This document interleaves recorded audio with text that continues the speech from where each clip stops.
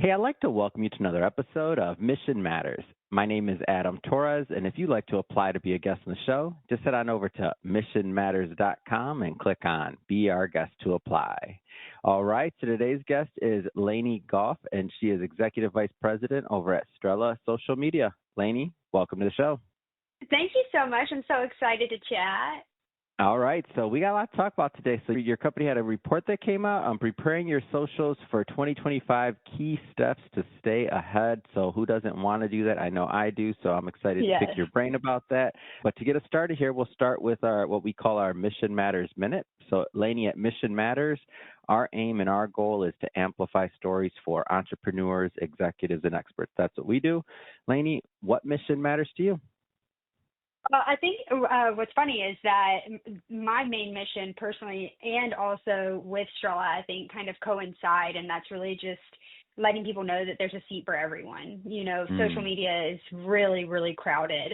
And at first glance, especially if you're not really familiar with any social media platform, you might think, oh, there's too much competition. How can I stand out? There's nothing special or unique about my business or my personal brand.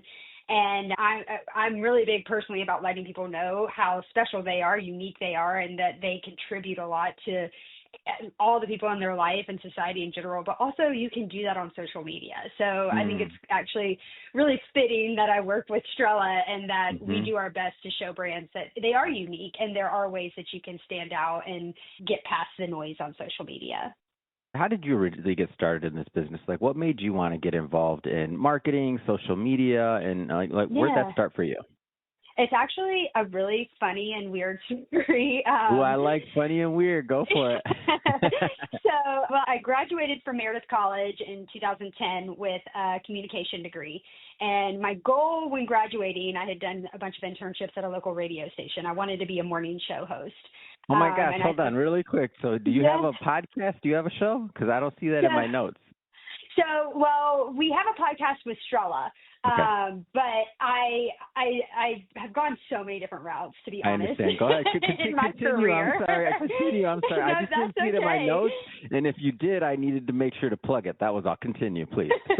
Yeah, so I had done some internships, and I was like, oh, yeah, this is the route I'm going to go. And then I realized that, to get started, you've got to do the midnight shift, and you make no money. And I was like, well, that's not really interesting to me.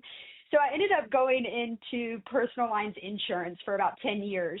And I had 2 kids, and it just got to be a lot.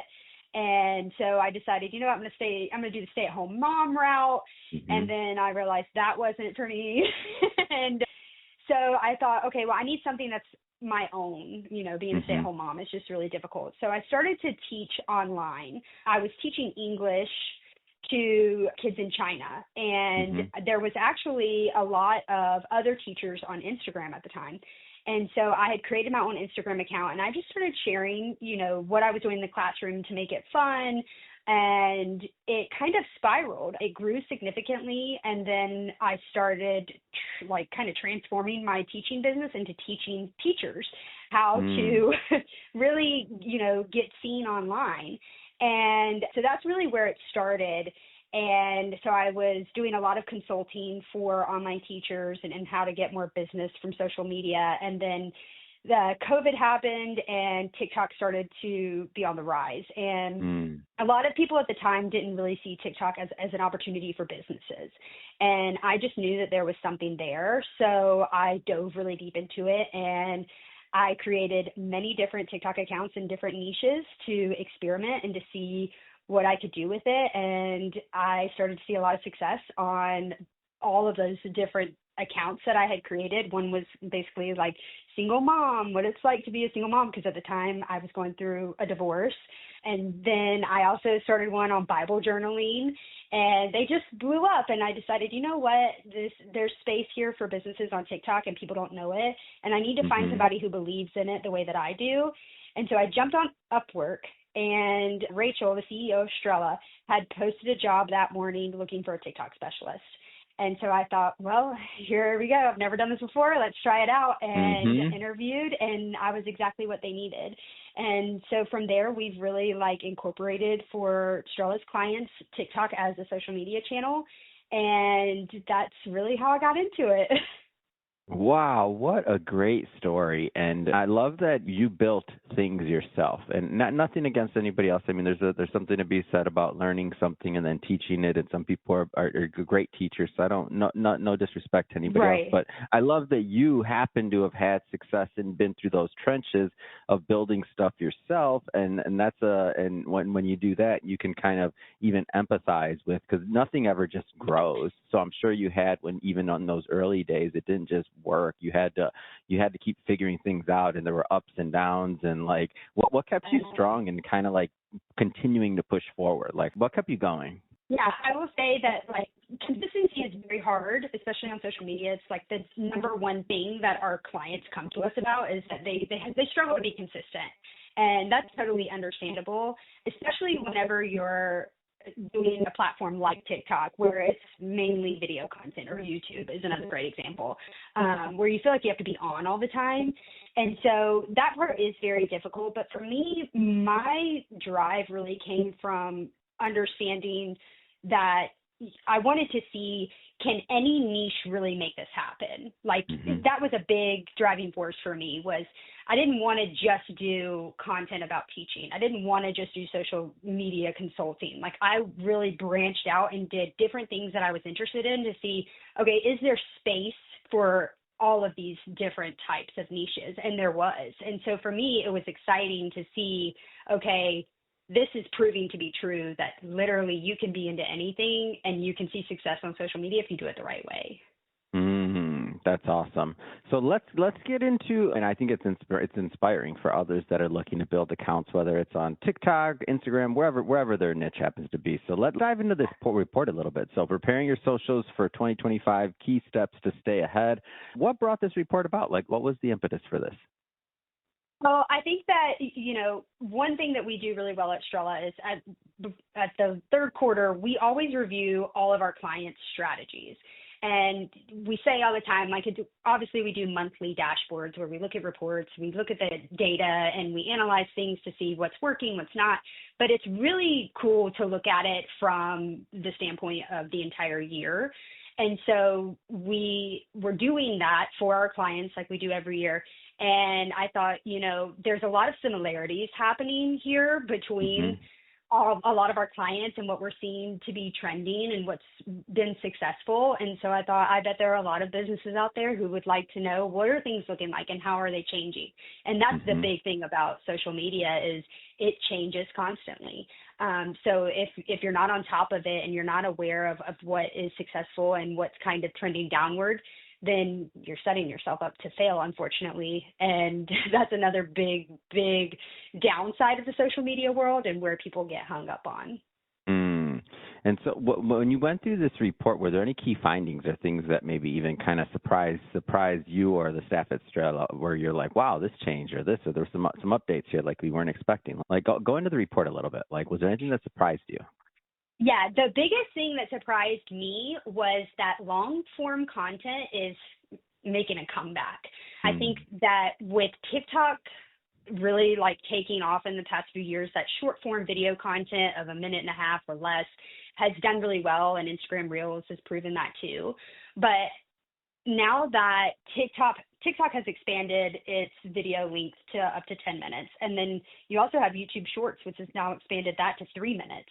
And so it's just proving that people are actually, not that their attention spans are getting longer necessarily, but if you have the right hook and you have the right execution of the video, then they are willing to be more invested and to watch the entire thing, whether it is 3 minutes or 10 minutes. So that was really huge for me. And I think that it's always been true that it's important to have not just the short form content, but long form content is so important too. We call it rich content. And those are going to be things like a YouTube channel where you're doing those long form videos, a blog, a podcast. It's very, very important to have that rich content. And this just proves it, that we're still there, but we're actually trending more towards the rich content than we used to. What about AI? Did you touch on that in the report at all? Yeah, definitely. I mean, AI is huge. I think there's probably going to be some pretty big developments coming out in 2025. I can't say exactly what the details of that will be, but I think We Come obviously on, have use been your on crystal ball. What's going on, right? Lainey? You're my source. What's up? No, I'm just Exactly.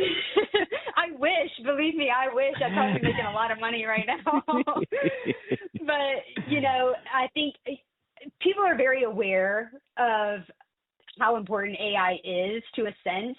And I think they're also very aware that the human touch is lacking significantly on the AI front.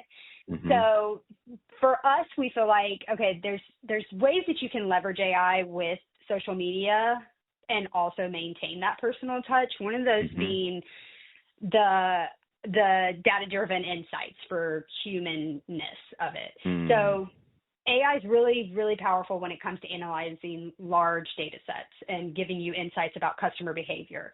That's one of the things that we use AI with a lot whenever we get a new client. Even existing clients, we do like to review that and understanding, who is the target audience? What are their pain points? How do they like to consume content? That's a big thing. Do they prefer video content or do they like to read it? And so all of this is really great for kind of utilizing AI, but keeping that human touch of it, because you're allowing AI to do the hard work of analyzing it, but then you have to actually execute on the data that it gives you. So that's a big way that we use AI. The other thing is really content curation, curation for sure, but also the creation of it. So AI obviously can automate a lot of processes for generating content ideas and things like that. But it is important to ensure the content still feels authentic and really tailored to the brand's voice. So AI can generate the ideas, but that execution should still reflect the brand's core values, the mission, and have that human touch. And it's the creativity and the emotion behind that messaging that is really what resonates with consumers. So it definitely has to be a balance. Yeah, I think this is going to be one of those things where I think it's those that figure out how to implement it and how to use it in their processes and to enhance things. Like it's going to be like I can think about our company and even just the promo for this show, some of the promo and things we're able to do now. I think it's like we almost got to do an entire brand refresh, but with the same amount of staff. Where in the past, like some of the things we maybe wanted to do, like even just something. Let me give something super simple that people may not that have been on this marketing journey for a long time, like may resonate with. Even just captions. Like go back how many like 5 years ago? Do you remember trying to get captions on a video 5 years ago? You could spend and having to proofread it, the amount of proofreading and the amount of editing, it could take you an hour to do some captions on a small video. Like that wasn't even that long just because it was good, but you couldn't put something out with a bunch of misspellings, right? Now it's like, whoa, I asked my team the other day, I said, hold on, when did we implement this for this particular product or this or that? And they're like, oh, we've been doing it a while ago. And I read it and I was like, oh, what are we doing? And I read it and it was perfect. And I was like, how long did this take? Did anybody have to edit this or proofread this particular piece of content? And they're like, no, that's the way that it was generated with what we're doing. And I'm like, holy smokes, because there were some complicated words in that. It was pretty complicated. And I'm like, wow, okay. I was like, okay, captions, okay, technology, I'll take it. Okay, machine learning, keep making it better for us marketers. Yeah, well, and I think a lot of people don't realize too that programs that do that are so accessible nowadays too, CapCut. CapCut, it's just as fast. It literally takes seconds for it to auto-generate, and they're so easy to edit that anybody can do it. Yeah. So it's nice. And that's what used to annoy me was that something like a CapCut, which is public and it's okay and it's great and it works great, but then you'd be looking at some of the softwares, maybe the legacy softwares you'd have or something like the enterprise style stuff, because we're as an agency, right? And you're like, wait a minute, how come this little new toy is better than what we have? But you know what I mean? I'm like, oh, come on. Definitely. But everybody upskilling and scaling to make better content better. To me, it's an amazing thing. Well, Lainey, I just have to say this has been a lot of fun having you on the show today. I do want to give you an opportunity to leave some info for our viewers if they're able to get the report, if they want to follow up, learn more about Strella social media, or follow social media for Strella. Like how do people connect? Yeah, definitely. I think one of two steps, really, you could visit StrellaSocialMedia.com. All of our socials are linked there. I highly suggest looking at those, specifically Instagram and TikTok. We're really active on those platforms, and we really like to show the behind the scenes and who all is involved on our team because we're fully remote.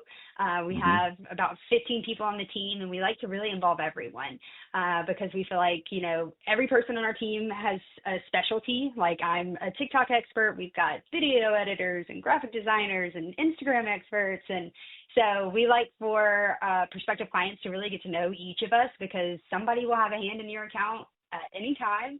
Mm-hmm. And yeah, so you can go and check those out and just learn more about us and shoot us an email or a DM, and we're happy to help.